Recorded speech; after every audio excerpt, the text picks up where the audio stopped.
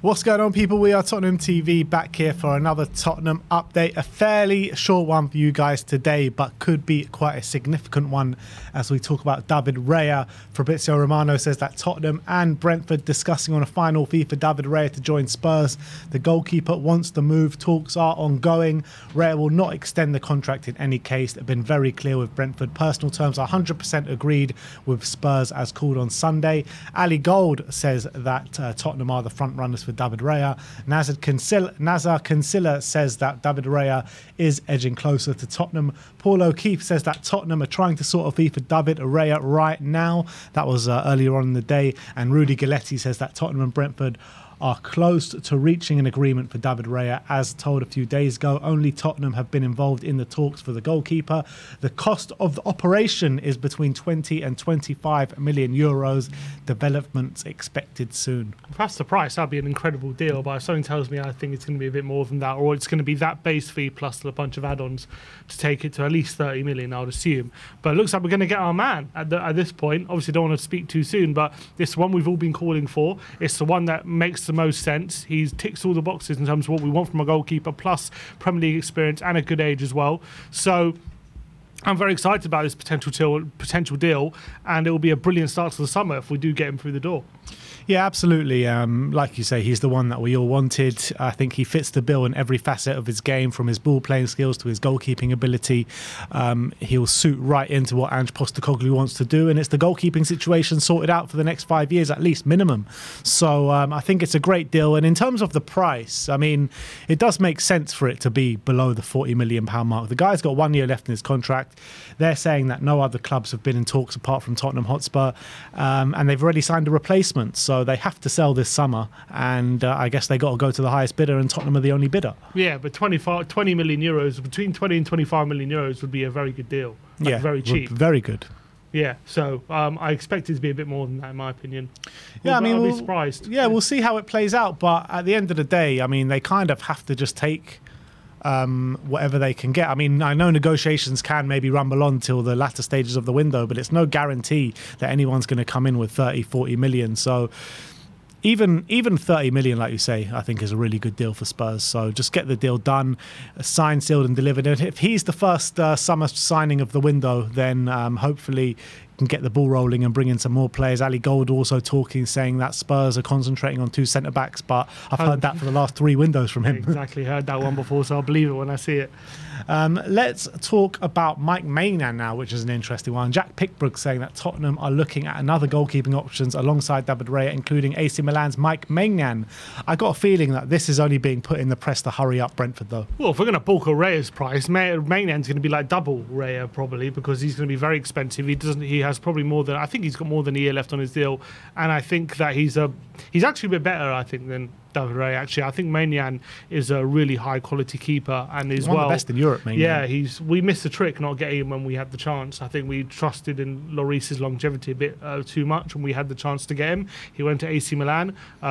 He's been absolutely top class since he's been there. He's going to be France's new #1 now. Lloris has retired as well. I'd love him, but I don't think we're going to be prepared to pay the price that is being banded about. So I think Raya is the cheaper option and probably better fit. Yeah, I don't even think like we're looking at him seriously anyway. I think it's literally they're just putting it in the price to see if Brentford make a move, because if they start to see that Spurs are going for Mike Maignan, maybe their deal for David Raya scuppers a little bit, and they're going to have to end up letting him go on a free if no other teams come in. So I just think it's just games from Spurs in the press, to be honest. But let's move on. Let's talk about James Maddison. Nazar Kinsella saying that Newcastle are the front runners for James Maddison. Tottenham would face a challenge in convincing Maddison to join them over Newcastle. Luke Edwards of The Telegraph saying that Newcastle have been encouraged to believe they are Maddison's desired destination. And yeah, that's it for James Maddison. Yeah, it's a shame if that is the case. Look, if the deal's not over, and literally earlier in the day we heard that it wasn't true that Newcastle were the front runners to Maddison. Now we're hearing that it is true, so things change very quickly. But logically, objectively, it makes sense that he would go to Newcastle, better project, higher in the table, probably get more money as well. There's a place in the starting 11 for him there straight away. So everything kind of lines up for him to go to Newcastle. The only thing we have in our favour is that we've been a better team than Newcastle in previous years. We've got, obviously, we're in London, the stadium, all that kind of stuff, the facilities. Maybe you could argue is something that you can say is in our favour, but at the moment Newcastle just ahead of us, and if he's going for sporting reasons, then I think at the moment Spurs, as much as we're getting our act together, we still don't have our act together. Newcastle do, so I think Newcastle's a better option right now. Yeah, as much as it pains me to say it, it's probably right, to be honest. If we don't get Maddison, and Maddison does go to Newcastle, who would be your kind of second choice that you would like to see? Who am I in Ndombele? I don't know. It's tough to say. You look, Maddison, in terms of quality, is so far ahead of all the. They're so hard to find, these number 10s, who are, especially someone who has his quality, his experience, and his versatility. So it's tough to say who'd be my second choice. I don't think you're going to get a player who's going to be getting as many goal contributions, anywhere near as many goal contributions as maybe Maddison could probably get in that kind of role. So you might have to look at a different profile in a way. I mean, you look at. I mean, for me, I think Eberechi Eze can fill that void. I mean, his goal contributions for Palace this year is not far off Maddison's this year for Leicester. To be honest, I think he can play that role, that number 8 role as well. So I think Eze should be the guy that we should be going for after Maddison. It's a good shout. I'd love Eze, to be honest. I just don't think it's gettable. I think they're going to price us out, that kind of move, in my opinion. Very, very likely. But we should definitely test the waters on it, that's for sure. Let's talk about Heung-min Son. The Korea Herald saying that Son underwent a sports hernia surgery about 2 weeks ago, as a KFA official said on Tuesday. And in terms of when he might return, his status for South Korea's upcoming friendly against Peru this Friday is described as questionable. So he's a doubt for the Korea games this week. That's a shame. As someone who's been through a hernia surgery not so long ago, I understand how it feels. It might take him a few weeks to recover from that. And I wonder how long he's been suffering with that, because I know, like, when you have a hernia, it can be very difficult, like mobility and things like that. So I wonder if it's something that's like just popped up now, or something that's been a long-standing issue he's only decided to get surgery on. I don't know if that's part of any reason why he's struggling, but wish him a speedy recovery. Isn't it quite an urgent surgery to have once you start feeling the pain?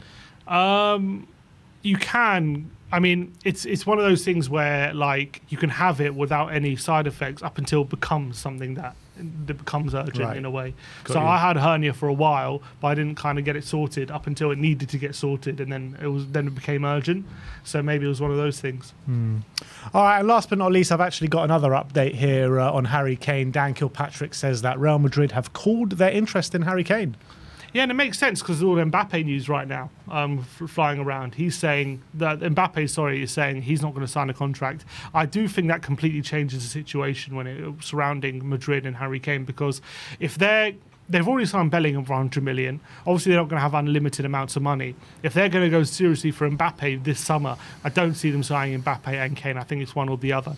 So I do think if they're going for Mbappe, I do think that means Kane probably does stay, in my opinion. Every time it looks like this guy's about to get his move, something happens, and other teams get targets elsewhere. Man City went for Jack Grealish and didn't end up stumping enough cash for Harry Kane. And now Real Madrid, Mbappe's just suddenly come on the market, and it looks as though it's going to scupper that deal. Yeah, I'm sure he'd be gutted if that's what he was pining for, but at least for Tottenham's point of view, that increases the chances of him staying, and which is positive. And maybe if he does stay, and depends on how next season goes, maybe there's a view of him convincing him to stay long term, potentially. But again, that's a long way down the road. They've got to have a lot of convincing to do to get him back on board. But at least I think him not going to Madrid does mean, I think it means probably he stays for next season. I don't see us selling to an English club. Fair enough. Well, that is your Tottenham update for today. Let me know in the comment section below if you have any thoughts regarding any of the news stories we brought to you today. Like, subscribe and comment. And as always, come on you Spurs.